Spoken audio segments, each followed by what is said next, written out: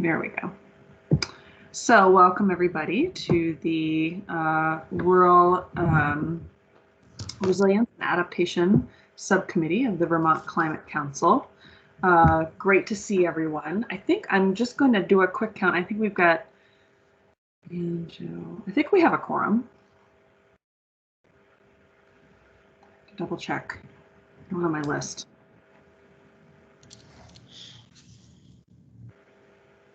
Just a second, let me pull up my list to make sure we have a quorum.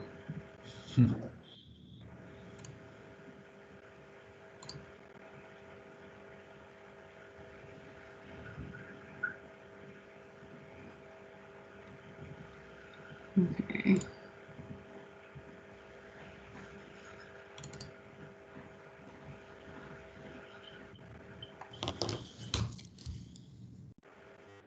Well, I don't have it up. I think we can get started.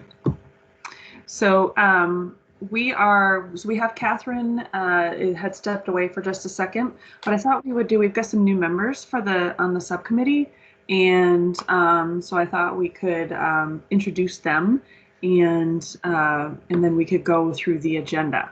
So my name is Erica Borneman. I'm the Director of Vermont Emergency Management and one of the co-chairs of the subcommittee. And I'm gonna call out folks, and if you want to just let us know who you are and where you're from, and we can go that way. So can we start with Ann Margolis? Hi, Ann Margolis, Department of Public Service. And Joe? Hi, I'm Joe Segali, the Policy Planning and Research Director for the Vermont Agency of Transportation. Okay. And Mindy Blank? Hi, can you hear me?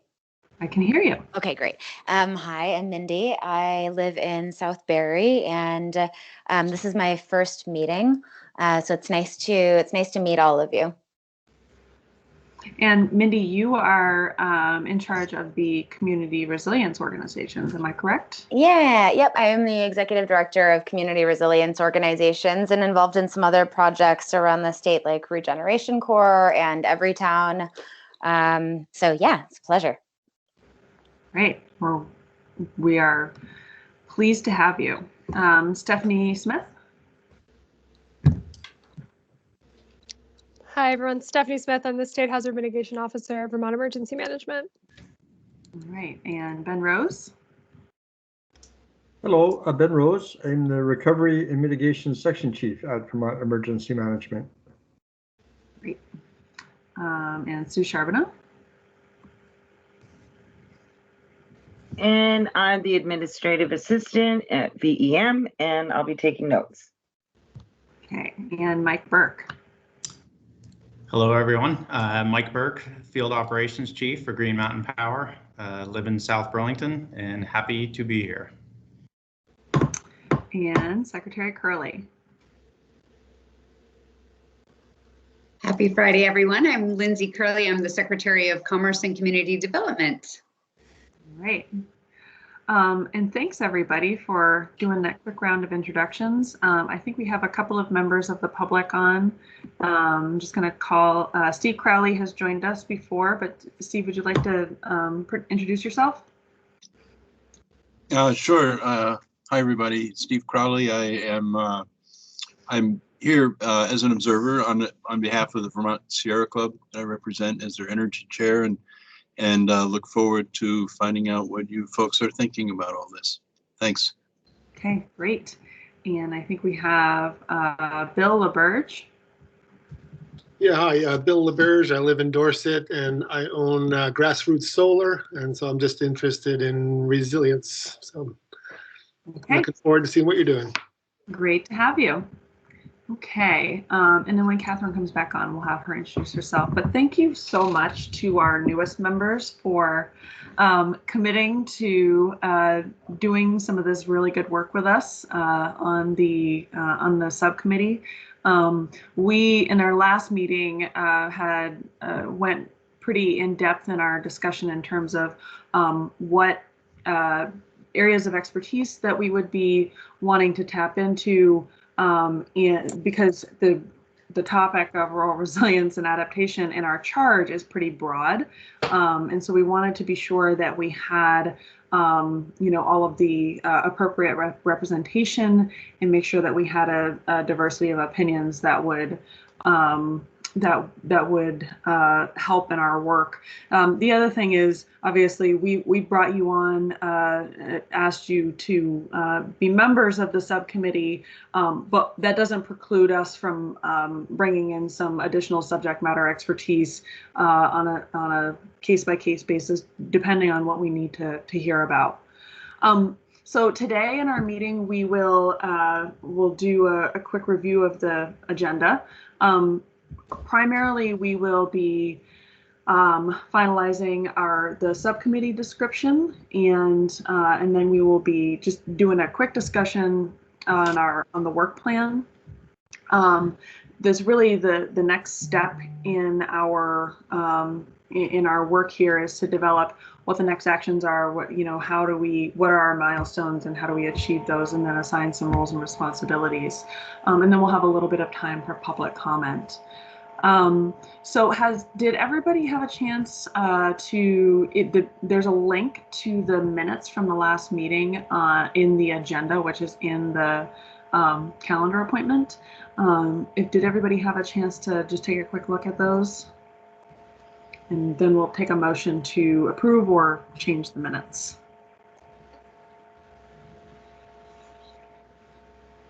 Do we have a motion to either approve or make a change to the minutes? I'll move to approve the minutes, Joe Segali. Okay. Any seconds? I will second. Great. I wasn't there. Hey. I just remembered I missed this one. If it looks okay, then it's okay. It looked fine. Any discussion? Okay. All those in favor of approving the minutes from the last meeting, say aye. Aye. Aye. Any noes? So seconded. We had a motion by Joe Segali and a second by Lindsay Curley. Thank you. Alrighty. So I think, so if we can move into our subcommittee description, probably our newest folks that are on the line, I'm not sure if you've had a chance to look at our subcommittee description, so I'm going to share it.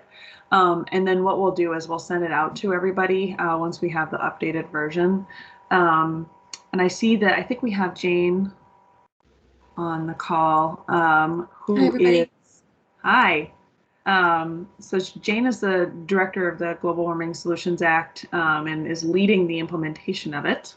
And so Jane, I don't know if our new members had a chance to take a look at the description. If not, we'll definitely send it out after.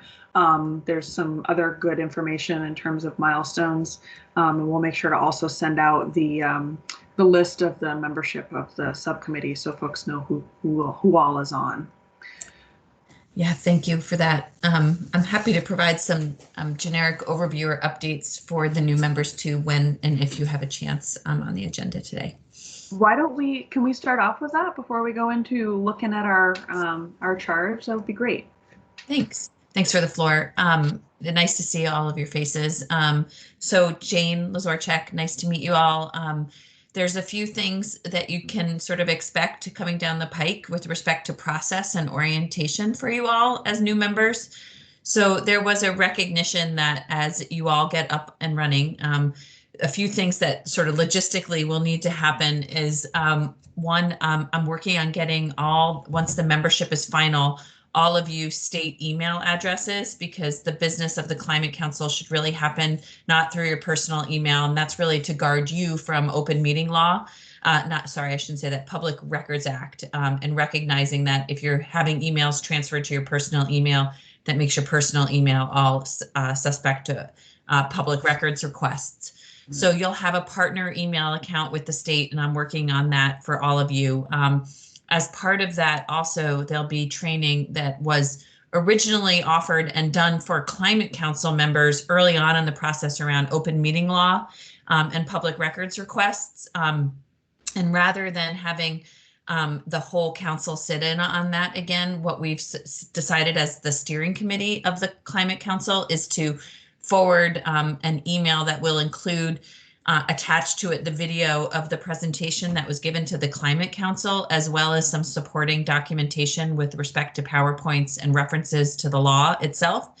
Ask that you as new members review that and then make available at an upcoming subcommittee meeting Agency of Natural Resources General Counsel Matt Chapman to join in and facilitate a bit of a discussion around open meeting law just for a few minutes to answer any questions that come up as you dive into your work around the process that you must follow through this open and public body of the Climate Commission work, Climate Council work, I should say.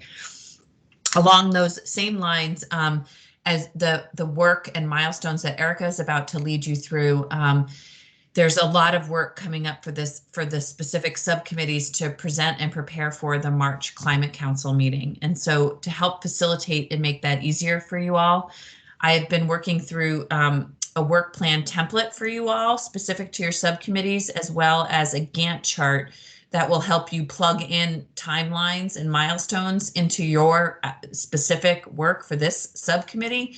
And I hope to share those with you all on Monday so that either at your meeting next week or the meeting following that, before you have to go in front of the council at the end of the month, you'll have these tools available to facilitate your conversation as you think about the work that's in front of you, especially between now and June, where we're looking to have draft framework of the recommendations that will come out of the committee by then. So hopefully there'll be some tools available to you all. And just so you know, with respect to my role, I'll try and make and be available at all of these subcommittee meetings to just give any updates on process or tools for you all, and then just to be here to answer any questions or comment in on what I'm hearing from other subcommittees. And so hopefully I can be a resource to you all, and please don't hesitate to reach out to me in the coming weeks as you get up to speed on the task in front of you. So thanks. I'll pause and see if there are any questions for Jane while she's got the floor.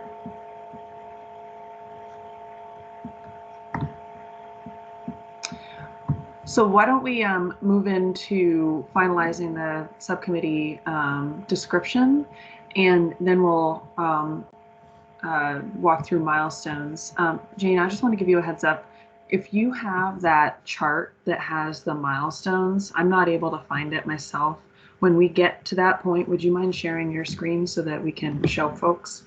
All right, so I'm going to share my screen with the description. We have too many documents open. Here we go.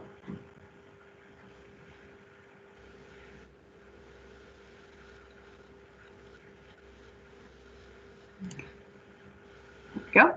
Okay, so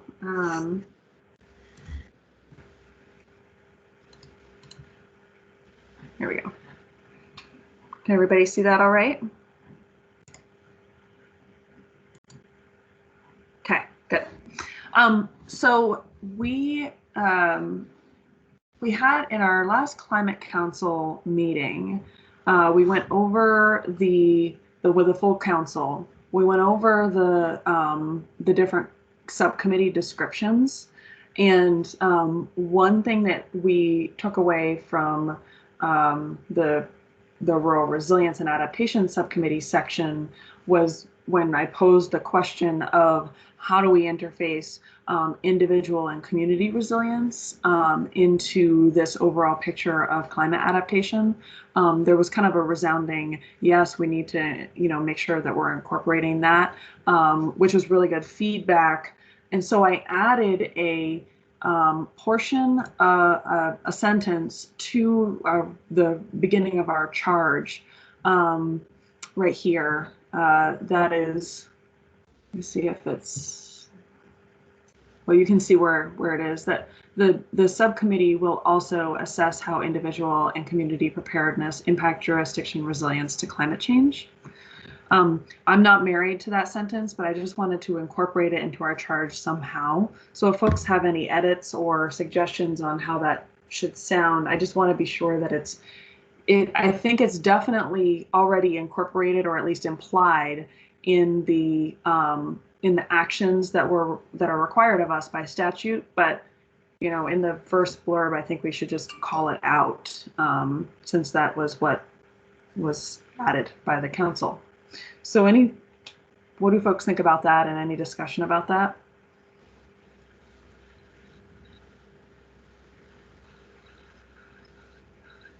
And I'll just point out that, you know, our main charge is to focus on transportation, electricity, housing, emergency services, communications infrastructure,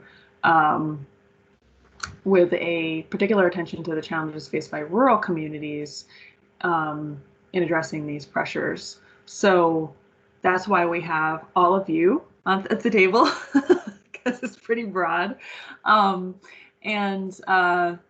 then this piece about individual and community preparedness, how individual preparedness in terms of financial or in other resources that they have access to, as well as community networks, intersects into the overall resilience of the community in the infrastructure in that community. Erica, this is Anne. I was just curious what the word jurisdiction, did you have a specific meaning in mind there? I'm not totally clear on what you're getting at with that word. My meaning was individual, like town or city. Okay. So, and I can clarify that if we need to. I guess it could be conflated to like state. So if there's a better word to put in there. I was just curious when you had started talking about, you know, we're looking at all these different areas of resilience or realms, you know, the word sector came to mind, and I didn't know if you were going for, you know, thematic sectors with jurisdiction, but it sounds like you're going for sort of geographic units or geopolitical units. Yeah, and especially because, yes, definitely, especially because the charge in the statute really seems to be focused on the geopolitical units of the state of Vermont. So that's why I put it in there like that. Okay, thanks. It's helpful. Okay, I'm just going to roll down through the rest of this description. Made no other changes. The only other thing that the rest of the council they asked about was, you know, we're not just going to, there is a special focus on rural communities, but it doesn't mean that we're excluding the more urban areas and their resilience to climate change. And that was met with general agreement that it's not that we're excluding areas that are not rural. It's just that we're paying close attention to the impacts on rural communities. I didn't think that meant that we needed to change any language in the description, but wondering what folks' thoughts are about that.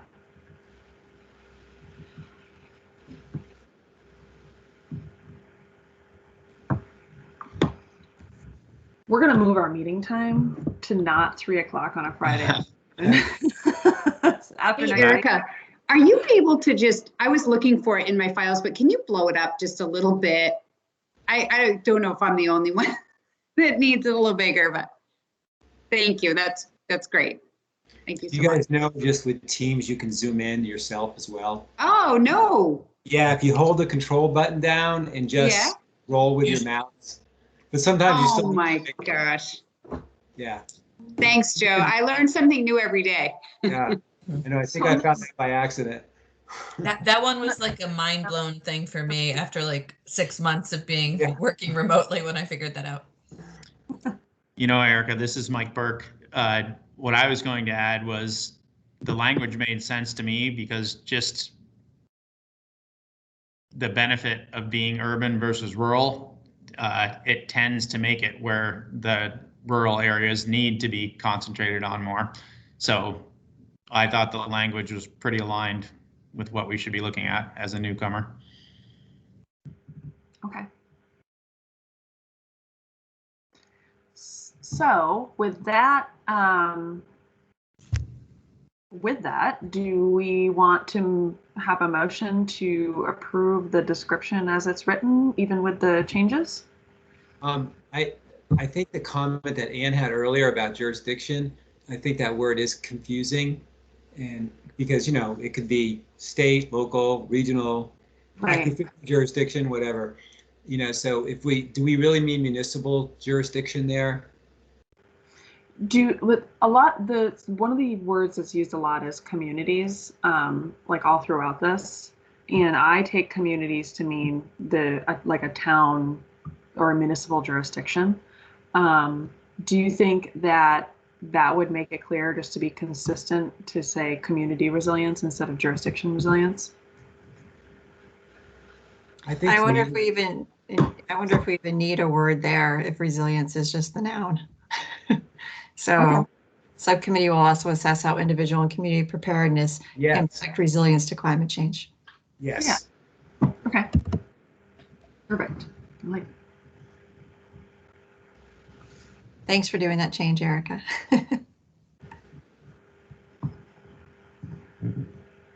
Okay, any other discussion on the subcommittee description? Okay. Should we get a motion for approval? I feel like Joe was going to say something. I'll be glad to make the motion again to approve this. Sure. Oh, there you go. That's weird. I heard a first motion from Joe. Is there a second? I'll second. There you go. Any further discussion? Okay. Any nays to approve the subcommittee description as written, including the changes? No nays, so the ayes have it. Great. Katherine, I know you talked to all of our newcomers because you reached out to them, but do you want to just introduce yourself real quick? Oh, sure. And sorry, I had to step away. So I'm Katherine Demetric. I'm the Director of Northwest Regional Planning Commission and a member of the overall Climate Council. And I am really pleased to see our new folks here. Thank you for coming and being a part of our group. Great. And I also wanted to point out, so we do have Ben and Stephanie, and Marion will also be joining regularly, as well as Sue, as staff support from VEM. So they aren't voting members, but they're attending each of the meetings, and especially because of the intersection with this work and the hazard mitigation work, I wanted to be sure that they were ready and available to lend assistance and or their expertise when in our discussions. Well, we're just sailing through our agenda here. Yep. So I'm going to stop sharing that. And so the next thing on our agenda is to talk about the work plan and next steps and actions. So I am actually going to go back and share. Oh, actually, Jane, would you mind sharing that chart? Because there's a nice chart with some milestones that we need to take into account. So this is really meant to be a discussion about how we want to tackle this and how we want to incorporate that into our work plan. So we, at the March VCC meeting, which I think is on the 22nd, right, Jane? Yes. And I'll just say that I'll start copying as I update the subcommittee membership. All of you, while not full council members, will be, just so you'll know, you'll be getting invited to those council meetings on a monthly basis. I'll be copying you on all those invites, so you'll have the choice to attend if you're able, which would be great. So the next meeting is on the 22nd, and we have to finalize our subcommittee charge, which is what we've just done, which is great. So that's one big check mark. The other thing is presenting any contractual needs that we feel we may have as a subcommittee in supporting the completion of our work. So I think given our charge and some of the deliverables that we have in terms of milestones, I wanted to just kind of open this up for discussion about, you know, how do we want to tackle developing our work plan and what milestones we potentially should have incorporated in that, knowing that in probably our next meeting we'll be formalizing that. Do we have to present the work program at the March 22nd meeting or just the charter? I don't think we have to present a work plan. I think we, Jane, can you help me out with this? You're muted.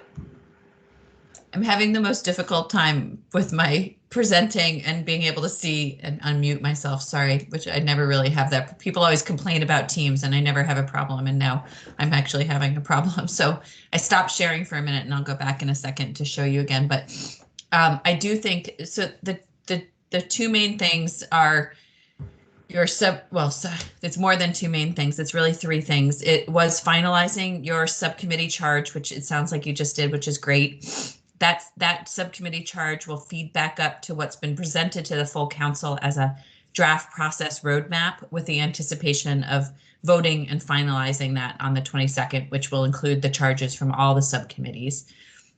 The other step was to, yes, present a work plan to the full council on the 22nd. And so that was those tools that I referenced. So it'd be great for you all to start thinking about that and what that means with the milestones today, recognizing that hopefully some helpful tools will come in front of you for your next meeting to dive more deeply into that. But yes, a work plan is expected by the end of the month. And then finally, another big component for you all is your sort of data needs. And the idea being that after the 22nd council meeting, we'll move from the RFI that the Agency of Natural Resources put out with a number of questions around technical analyses that we all saw based on the statutory language, how to then advance those into an RFP. And so based on your work plan and your needs, I imagine there'll be some cross-pollination with science and data and others to think about the RFP and using some of your meetings in the coming weeks to talk about data and needs for this committee specifically. So, but yes, the simple answer is yes, there will be a work plan needed by the end of the month. So maybe it would be helpful for us to kind of talk through deliverables of this subcommittee, and that will help us generate some more discussion about the work plan. So then that really gets back to our charge, which is, you know, the numbers 1 through 6 and the Rural Resilience and Adaptation Subcommittee charge. So I think I'll stop sharing this then, Erica. I'll share. Okay.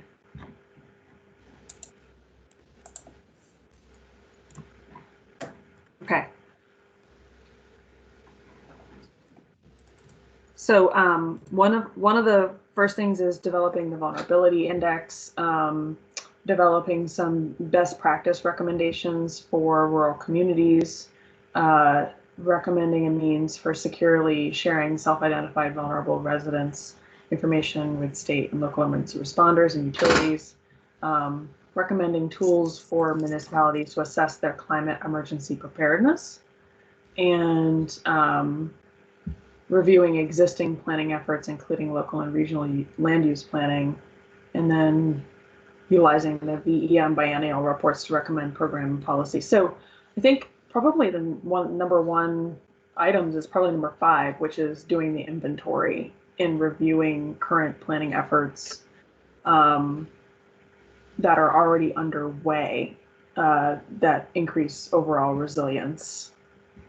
Like that's definitely one of the deliverables that we have to come through with is what is the inventory of what currently exists, and then how can we develop some best recommendations based on that. Well, I think Erica, and maybe others from the state government that are on the line, that we started that as sort of a first step, building that inventory of resilience activities. So that's at least a starting point. There's like 70 plus things on that list, on that inventory, and maybe that needs to be supplemented somehow with not just what's happening in state government, but at the municipal level and non-government agencies or whatever, which might be a little bit harder to sort of gather. Maybe others on the committee could sort of help with that. So I don't know if that's a task that is that we need consultant help on, or if it's just something the committee could kind of do. Joe, are you saying that AOT did an inventory of that?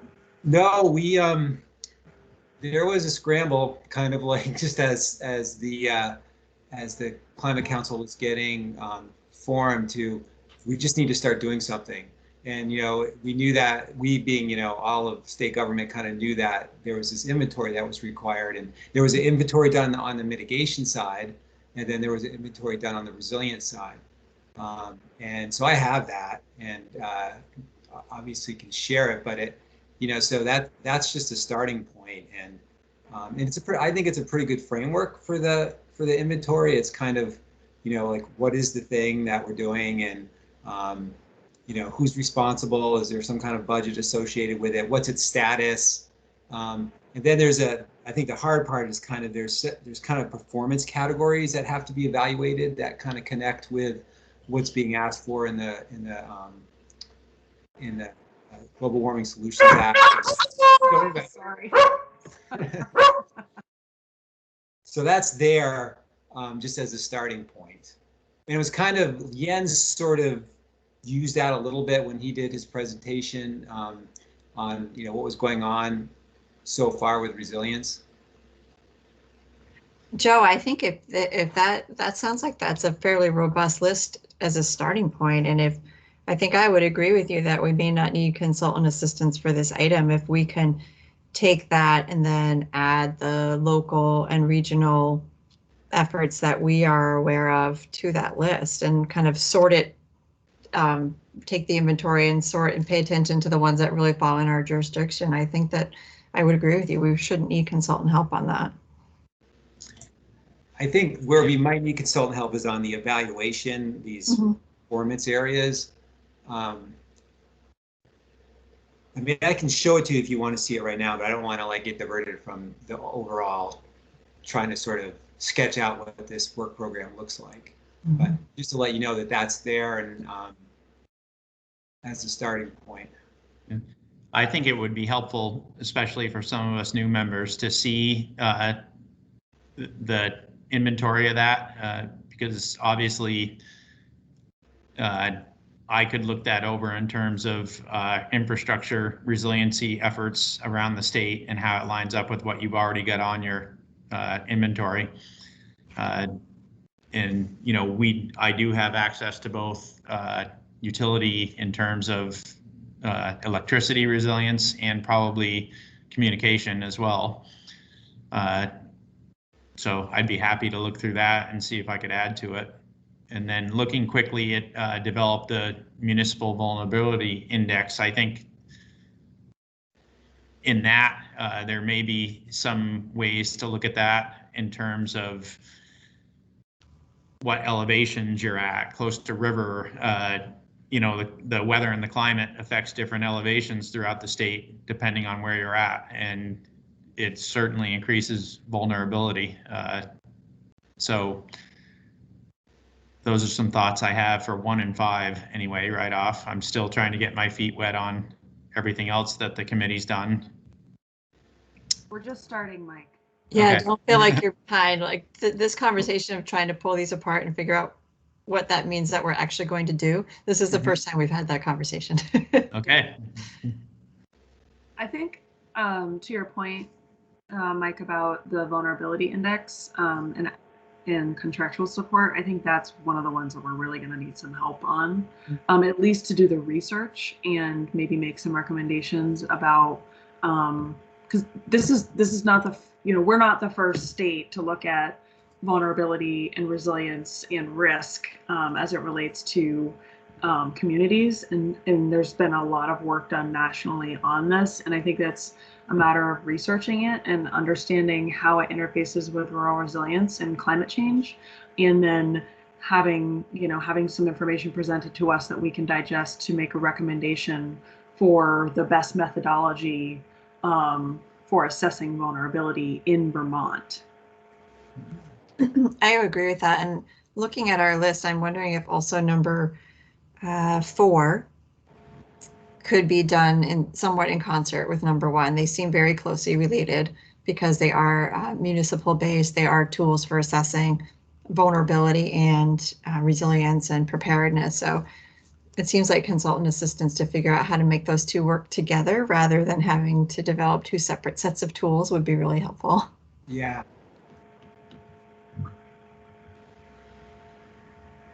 So researching and making recommendations and providing data to the subcommittee. Mm-hmm.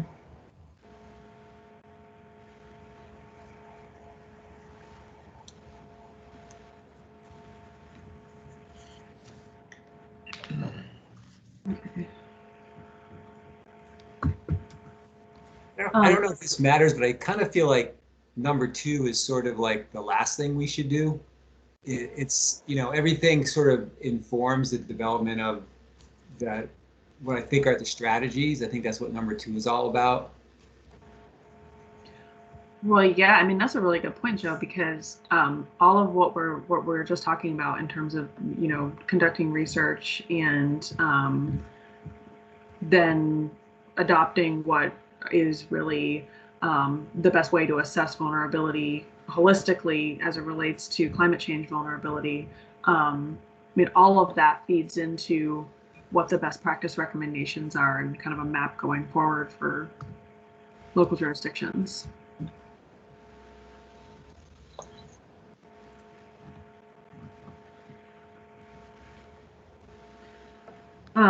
So we would definitely want consultant assistance on that one, especially in terms of identifying how they relate to the actual greenhouse gas reduction goals and quantifying something.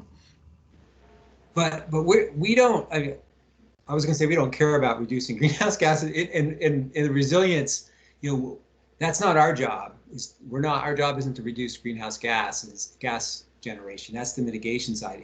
We're trying to become more resilient to the threats caused by climate change. Right? Yeah, the tough one in number 2 is that it says best practice recommendations for rural communities to reduce municipal school district and residential fossil fuel consumption. And that seems like a cross-sector mitigation function, a function of the, how, and maybe it's something like we need to work with them on to develop the recommendations, because the rest of that is fortifying critical transportation, it's just infrastructure related, and it doesn't, we're not talking about adaptation there. We're talking about climate change mitigation. We're talking about fossil fuel consumption, right?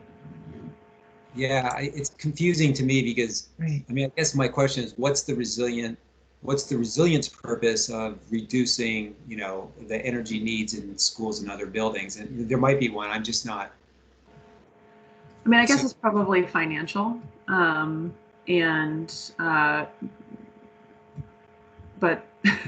how does that make you more? I guess it makes you more resilient to a changing energy kind of portfolio, maybe, or gas prices might go up. I don't know. I mean, because of climate change, or fossil fuel prices might go up, and. Yeah, and we are charged with looking at reducing Vermonters' energy burdens. So that is part of our overall description and charge.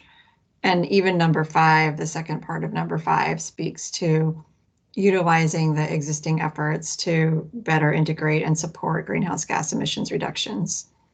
So it's really best practice recommendations on how to integrate practices that will, I mean, it's not a matter of, I guess I'm trying to create a distinction here.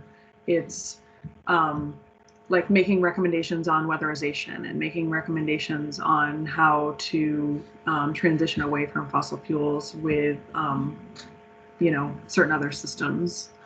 But it's not necessarily saying at what point or at what level they need to be at. That would be cross-sector mitigation. So it's kind of being resilient to the changing energy sector, I guess. Mm-hmm. Maybe I'm overthinking it. I mean, they put it in legislation and we're just supposed to do it, but yeah. it still seems out of place to me. Yeah. And I wonder if really what, you know, you can read it over 1,000 times and come up with a different idea of what it's supposed to say. But I'm wondering if reading number 2 again, if I really look at the word rural and wonder if what a major focus of our efforts will be is to take the cross-sector mitigation recommendations and make sure they really are going to work in the rural setting and that the rural needs are incorporated into those recommendations. Right. And that anything we're doing isn't working against what the cross sector is doing. Right.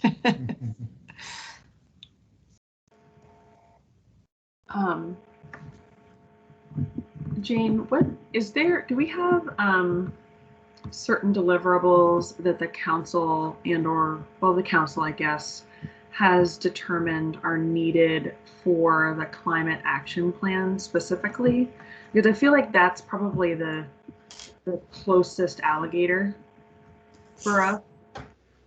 That has been a common question, right? So, and Secretary Young, as the chair, has articulated this as a goal to put forward sooner rather than later a template for the climate action plan, so that sort of we can see what we're all feeding into and start to understand how the pieces all fit together. Recognizing that there's so many things needed right now to get everybody going. I expect that to happen soon, but we don't have a template yet. So I think you're right, though, to draw this conclusion about this specific task almost feels like implementation of practices that come out of cross-sector mitigation, and maybe there just needs to be a conversation with that group about how they're approaching this, and maybe that dialogue occurs as you discuss a work plan in front of the council on the 22nd, or if best to be informed before then by conversation with Peter or Richard as the co-chairs of that committee. You know, I think that it's helpful to think of these deliverables, the 1 through 6, in terms of how they might look in a climate action plan. Yeah. So, you know, that's helpful for me. You know, as we're looking at the work plan or developing a work plan, you know, what do we want to see in the climate action plan based on these items that we have to deliver on? Mm-hmm. Yeah. And then it also, as I was thinking, it feels like there's a lot of overlap with just transitions too, right? Because there's the applicability of what's put forward from cross-sector mitigation and how ensuring that it's just and fair to rural communities as well as all communities in Vermont, be it rural or urban or marginalized or not. But yes, I see your point about trying to figure out how these fit into the plan would be helpful in then constructing how you're going to build them out.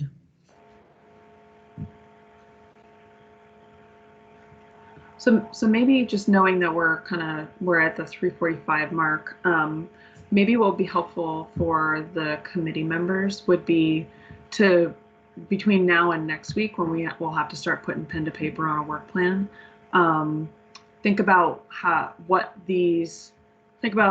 what will be required in terms of actions to be able to translate these into the climate action plan, and what we need to tackle first to be able to do that. And we've already started having that conversation, which is, you know, the inventory of planning efforts and how that intersects with local and regional planning efforts, and doing some research and seeing what data is available on risk and vulnerability, as well as tools that are available to local jurisdictions. And how does, so thinking about how those items translate into what we want to see in the climate action plan as a product of this subcommittee. Mm-hmm. Is there any more discussion on how we should be tackling these items and how they translate to a work plan? Just a suggestion about, can we set up a Teams channel to share these? And I can put the inventory that I have on there as a starting point, but I think that would be great. And then people can add to that. And then obviously, if we develop, once we start kind of fleshing out the work program, we can maybe all make edits or suggestions. Are we able to do that? No. No, I was thinking that you can't actually. So you can use the Teams channel only to share the documents, but to have conversations, you can't do that like you might normally if you're just collaborating among staff because of the open meeting law. So maybe it's not a Teams channel, maybe it's a SharePoint site that is accessible. I was just thinking it would be helpful to have a central location for all of this documentation. Mm-hmm. And that way it can be a little bit organized and we have access to it all the time. It's not a way to collaborate, it's just a central repository for documents of the subcommittee. Yeah, yes, I'm struggling. I'm struggling with so many things behind the scenes right now, you guys. But I mean, like sharing documents without a public portal, like for one, I'm getting like, I don't know how to figure out how to share things with the council and subcommittees, and documents on top of that is another issue. And there's a SharePoint site that we use administratively between myself and the, I'm an A&R, and then between the admin agency. But I asked that question yesterday. I said, can we post things there and have at least them visible, like have all members of the council and subcommittees have like limited access to see documents? And the answer was no. And I'm just trying, trying to, sort of build the train tracks as we're moving 100 miles down the track. And so we have the facilitator coming on board next week, the RFP for outreach marketing, which will be developing the sort of public portal platforms, sharing sites, all of that. The RFP closes on Monday and hopefully 2 more weeks from then. So right now, the best suggestion I can give is that if one person wants to be the receiver of edits, then that is okay. If one person, it was my understanding by the open meeting law. So if one person has is willing to take in comments, process that, and then share it at the next meeting, that's the best way you can really go from here. Yeah, I see that as being probably necessary for the work plan, especially. Sorry, Joe, I cut you off. No, it's okay. And sorry, I don't mean to make this a difficult question, but I just have reviewed bills over the years related to the open meeting law. And, what I've learned is that it applies to public bodies that are empowered to make decisions or that are authorized to make decisions. That's how I understand it. And I'm just wondering if, subcommittees, are we really empowered or authorized, and the Climate Council is, but as a subcommittee. Right. And we do. We do definitely fall under the definition of a public body. So we do have to fall. You don't have doesn't matter. It doesn't. Yeah, we because it's any subcommittees of a public body. And don't get me wrong, just for the record, I think everything we should do should be out in the open, but it would just be nice to have some flexibility to be as efficient as possible. Yes. Yeah. And, anyway, that's my question. If you're certain of that. So maybe in the interim, I think, and just correct me if I'm wrong, because I'm definitely not a public meeting law expert. I feel like there can just be kind of an organizational step, which is to just provide a listing and the documents of what has been developed thus far, like the list of the subcommittee members our charge when it's updated, and then you know, the milestone chart, just to start sharing it with the subcommittee as a group so that you folks all have the documents yourself. And then once we have the public portal or a way to access those in a central location, we can dump them in there. But yeah, and I can, what we've done before, Erica, is set up an invisible page on our website that I could provide everybody a link to. That's just the repository of documents. You know, it wouldn't show up on our, you know, main site where you could click to it, but I could give you the address, and then we could always use that as something if that would be useful for people. I mean, so it sounds like we can do just a central repository for documents, but it's as long as it's not meant to be collaborative. Right. And if we have a document where we need to work on it collaboratively, then we would have to identify somebody that can receive the comments, and then we would go through them in the next meeting. Correct. Okay. I think we can handle that at least. That way, I just want to be organized. I want to make sure that there's going to be a lot of information that we're going to be digesting, and I want us to have a place where it's just organized.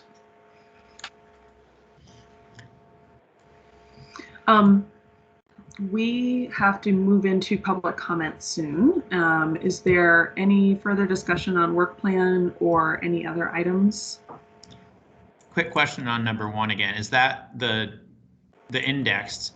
Is that just overall how vulnerable a community is, or is it you know, for lake flooding, for river flooding, for energy source, for have we talked about that yet?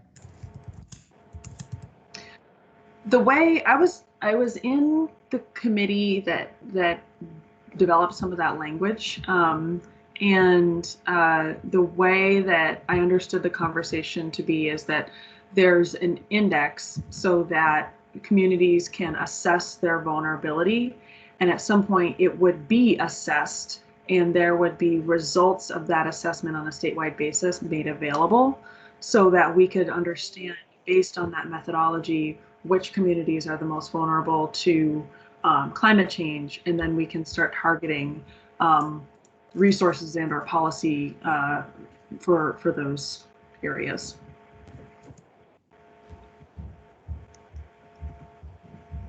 Okay.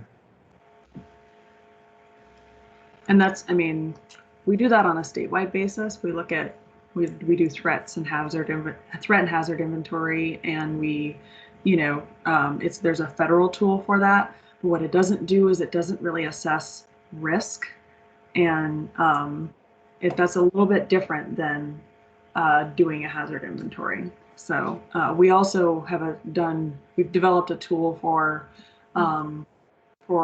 risk for the state emergency management plan.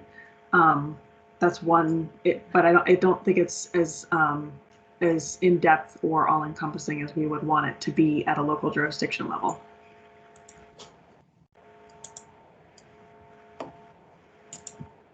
All right, any other further comments? 4 o'clock Friday afternoon? Why don't we take some public comment? Our members of the public that are on the line, do folks have any comments or suggestions for us?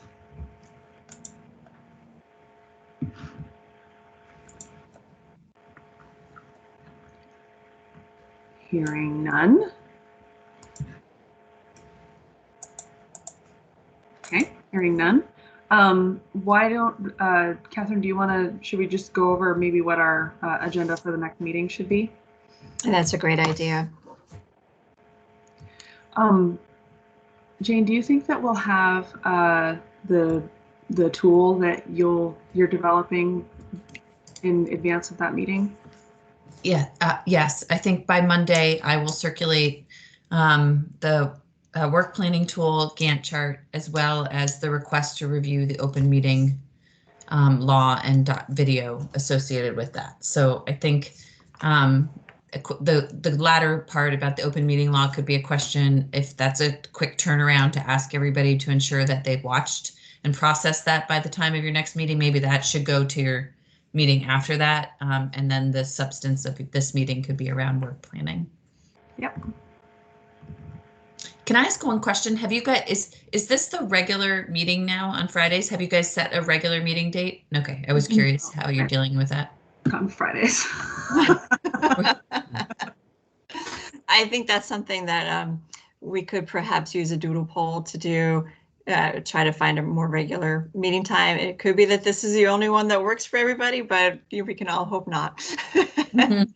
It's it is nice. I think one of the things you could table for your next meeting if you want, or if you have a few minutes now, is just starting to wrap your head around as you think about your work planning, the duration of how you should be meeting in the coming months, and then for how long, whether an hour is enough or whether longer is needed for the immediate tasks, and then just getting a sense if there is a time that you can coalesce around. Obviously, that'll save headaches of trying to figure that out every week. Does what do folks think about having a standing time at least for the next few weeks, and we can go from there? I think at some point we'll probably start bringing folks in to have some discussions with us, but at least if we can establish a standing meeting time after next week, and then we can make sure that we're off and running on some of the deliverables. I know I'm guilty of choosing late on a Friday just because I travel a lot during the week all over the state, and I'm usually trying to land back in a place to catch up at the end of the week on Fridays, but I'm okay. open to other times. Hopefully we can keep Fridays maybe. Could it be clear for you on Friday, earlier in the afternoon? Oh, I was only saying I didn't want Friday afternoons because everybody's so exhausted by then. But well, and this 3 to 4 hour really conflicts a lot with school pickup and drop off, and for those of us who have to do that, it's a challenge. Well, maybe we can find a time earlier in the afternoon on Friday afternoons, but it may be. But we'll send out a poll. Yeah, Sue to put together a poll for times that work for everybody. Mm-hmm. Mornings are okay too. If Yeah. Yep. Okay. Does everybody? I mean, maybe that's just if Fridays. See if everybody on this call in general is Fridays a good time. So then you could just narrow in on. Fridays are a good time here. Not a lot of COVID meetings. Fridays are crazy in our agency, but I'm going to make whatever work that you will. I don't want to be the outlier, so. just not at 11, right, Liz? Yeah, exactly. 11 to 1's not going to work, but Thursday morning at 8 right now is open. But no, I'll make it work.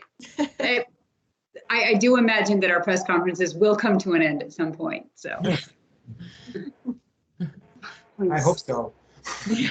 Although I don't know, as he's set quite a bar. True. Okay. Well, we can narrow in on a few time slots, and I mean we have next week's already identified, so we're all good there, and then we can go from there. And it sounds like we're doing work plan work for the majority of that meeting next week. So again, let's think about how we want these things to translate into our work plan and what they're going to look like in the climate action plan as a deliverable from this committee. And depending upon what the tool looks like once we get it from Jane, if there's some work we can do ahead of time to jumpstart our work, then Eric and I can coordinate on that. Yep. Great. Thanks, everybody. Okay. Well, thanks, everybody. Do we need a motion to adjourn? I think we do. Do we? We can just adjourn. Okay. Happy Friday. Have a nice weekend. Thanks, everyone. Bye, everyone. Bye, everybody. Bye.